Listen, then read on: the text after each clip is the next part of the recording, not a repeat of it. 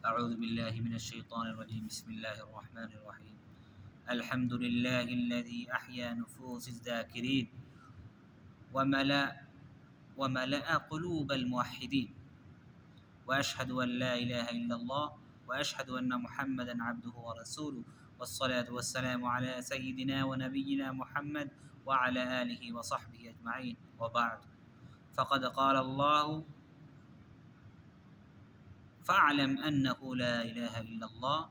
وقال سبحانه وتعالى: وما أرسلنا من قبلك من رسول إلا نوحي إليه أنه لا إله إلا أنا فاعبدون.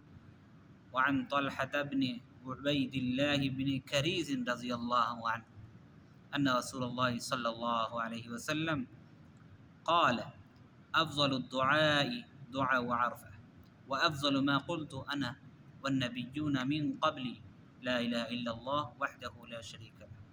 وعن أبي هريرة رضي الله عنه قال رسول الله صلى الله عليه وسلم: الإيمان بضع وسبعون أو بضع وستون شعبة، فأفضلها قول لا إله إلا الله، وأدناها إماطة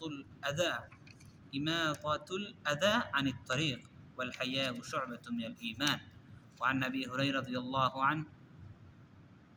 هريرة رضي الله تعالى عنه أنه قال: قيل يا رسول الله، من أسعد الناس بشفاعتك يوم القيامة؟ قال: يا رسول الله، لقد ظننت يا أبا هريرة ألا يسألني عن هذا الحديث أحد أول منك، لما رأيت من حرصك على الحديث.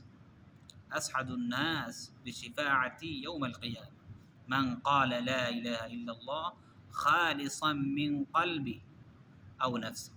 وقال رسول الله صلى الله عليه وسلم: فإن الله قد حرم على النار من قال لا إله إلا الله يبتغي بذلك وجه الله. وصلى اللهم وسلم على سيدنا محمد وآله وصحبه أجمعين. اللهم أعنا على ذكرك وشكرك وحسن عبادتك برحمتك يا أرحم الراحمين.